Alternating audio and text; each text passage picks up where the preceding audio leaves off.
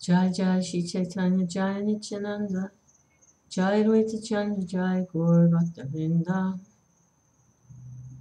Chapter 6, Krishna Samhita by Bhaktivinoda Thakur. The pastimes of Lord Krishna. There are two types of activities, self-centered and God-centered.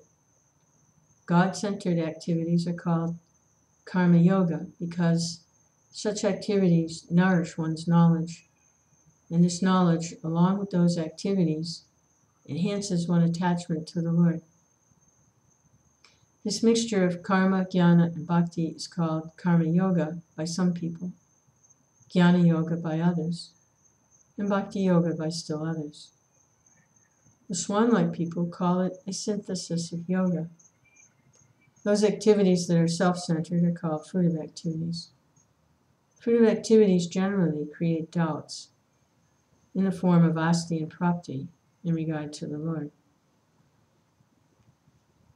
Fruitive activities then arrange their marriage with atheism, kamsa. This Jarasandha, the personification of fruitive activities, obstructs Mathura, the personification of spiritual knowledge.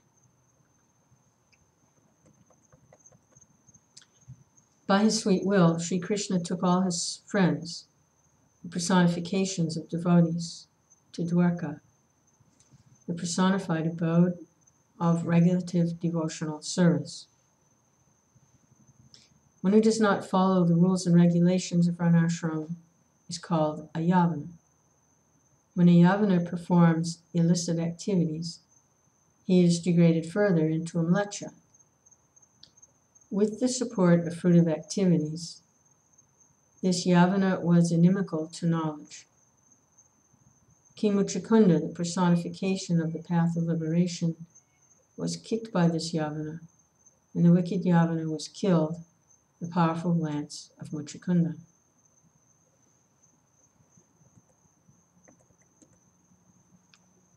While residing in Dwarka, which is filled with the knowledge of opulences, the Lord married Rukmini, the personification of supreme opulence. As soon as Pradyumna, the personification of Cupid, was born from the womb of Rukmini, he was immediately kidnapped by the cripple-minded Shambhara, personification of Maya. In ancient times, Cupid's body was burnt to ashes by the dry renunciate Mahadev. At that time, Rati Dev, the personification of material enjoyment, took shelter of the demoniac nature. But when regulative devotional service arose, then Cupid was reborn in the form of Krishna's son. He then delivered his wife, Rati Dev, from the clutches of demoniac nature. The purport is that in Yukta Vairagya, regulated lust and attachment are acceptable. Taking help from the teachings of his wife, the most powerful Cupid killed Shambhara, personification of material enjoyment, and then returned to Dwarka with his wife. After recovering the jewel, the Lord married Satyabhama, who personifies a portion of Radharani's jealous pride. Krishna's 8 queens, headed by Rukmini, were reflections of the opulences of the Ladini aspect and were very dear to Krishna. The sentiments of the Lord in his sweet feature are unbroken. The sentiments of the Lord in Dwarka, shelter of opulent, regulative, devotional service, are not like that, because many sons and grandsons expand his family of those sentiments.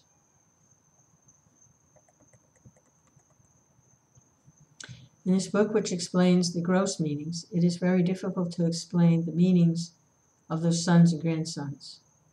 Some intelligent persons should elaborately describe their meaning in a separate book. Demoniac philosophy in the form of monism took birth in Kashi, the abode of Shiva, wherein a wretched person claimed to be Vasudeva and preached that demoniac philosophy.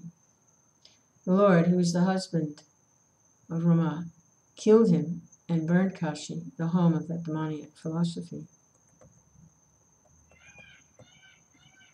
Narakasura is also called Boma because he considered the absolute truth to be mundane.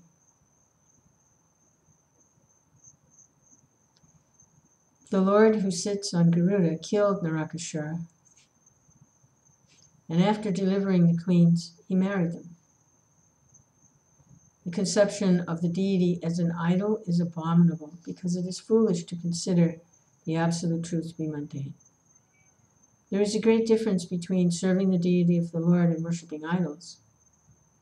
Deity worship is an indicator of the absolute truth because by this process one attains the absolute truth. Idol worship, however, means to accept the material form or formlessness as the absolute truth. In other words, to accept the material form as the Supreme Lord. The Lord ultimately delivered and accepted those people who are of this opinion. The Lord had Jarasandha killed by Bhima, the brother of Dharma. He then rescued many kings from the bondage of karma. The Lord accepted unlimited worship in Yudhishthira's sacrifice and severed the head of Shishupal, the personification of envy. The Lord protected society by reestablishing the principles of religion, and he removed the burden of the world by arranging the battle of Kurukshetra. Narada Muni visited Dwarka and was struck with the depth of the absolute truth when he saw that Krishna was simultaneously present in each of the queen's houses. It is very wonderful that the Supreme Lord is simultaneously and fully present everywhere, within the heart of all living entities, and engaged in various pastimes. The quality of omnipresence is insignificant for the Almighty Lord. Dantavakra, the personification of uncivilized man, was killed by the Lord. The Lord then arranged the marriage of his sister Subhadra with Arjuna, the brother of Yudhishthira. In order to establish a relationship between the Lord and an enjoyed living entity who has not developed the nature of being the Lord's consort, the Ladini aspect of the mood of friendship selects an inconceivable devotee to take the role of Subhadra, who becomes very dear to the Lord as his sister. Subhadra is to be enjoyed by a devotee like Arjuna. This relationship, however, is not as exalted as found in Vraj. The Lord protected Dwarka by killing Shalva, who possessed mystic powers. Scientific arts are most insignificant before the Lord. King Riga was suffering the results of his bad karma in the form of a lizard, but he was delivered by the mercy of the Lord. If the most relishable item is offered by a non-devotee, the Lord does not accept it. But if an ordinary item is offered with love, the Lord accepts it. This was demonstrated when the Lord ate the rice that Sudam offered.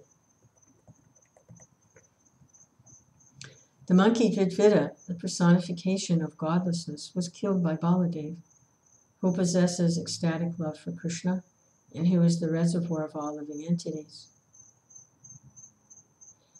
In the forest of Raj, which are created by the Samvit aspect of the marginal potency,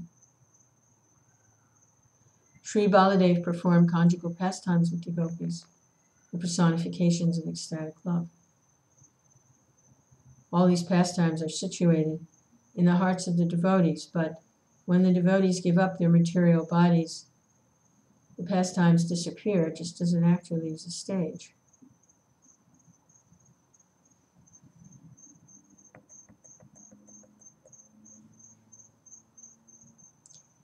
The desire of Krishna in the form of time separated the Yadavas, personifications of affectionate love, from the pastimes of the Lord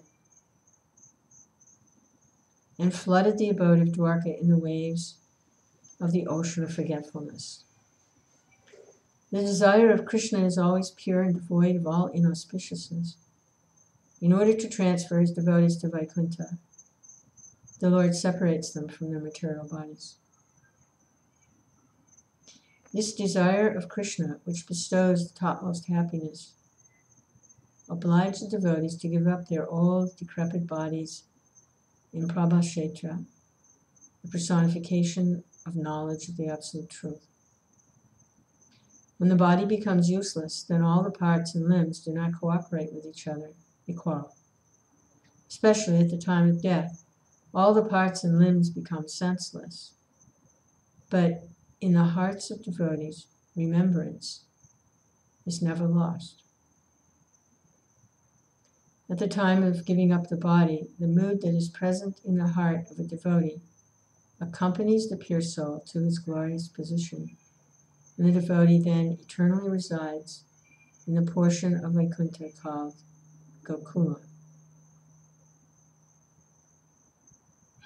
Thus ends the 6th chapter of Sri Krishna Samhita, entitled Pastimes of Krishna.